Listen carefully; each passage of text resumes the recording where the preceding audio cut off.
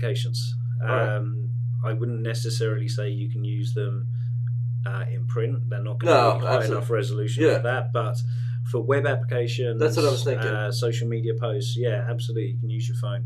You just got to understand what makes a good photo, or how to frame a good photo. Well, that's And so- tricky because I don't know if we have ever mentioned, supposedly, according to my wife, take absolutely the worst photos ever.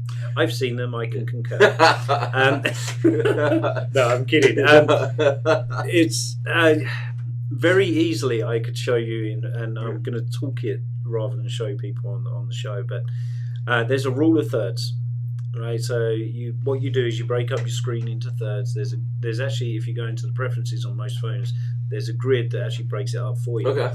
Whatever your focal point is, so if I was taking a picture of Kevin at the microphone right now, he would be in my left-hand third to show the studio space as well as Kevin. I don't want him to be center focused because then it's a bit weird. If I put him off to the side, it's going to make a nicer shot. Where the magic happens is really in the editing after that. Is like how you soften the light, how you do, how you change the tone of the image and things like that. But to get a good shot, think about your thirds. If you want room for typography, create room with typography.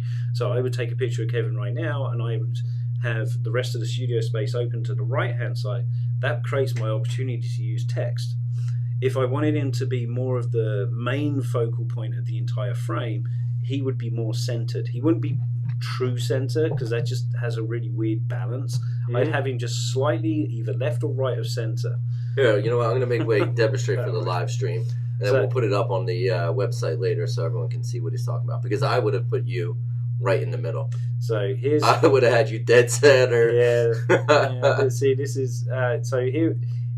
You can't see this. I'm going to put him in the left-hand side, and I'm going to do one where he's just slightly off center, and then I'm going to do one where he's sitting to the far right, and you'll be able to look just at that.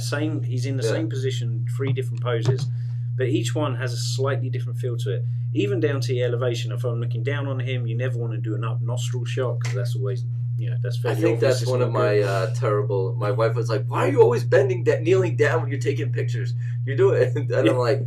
Well, I don't know, but I think I take good pictures of trees and nature. But that's where the downward focus would work. So if you're into doing if you're doing landscape shooting, it's a very different animal, and it all depends on the subject that you're trying to shoot. So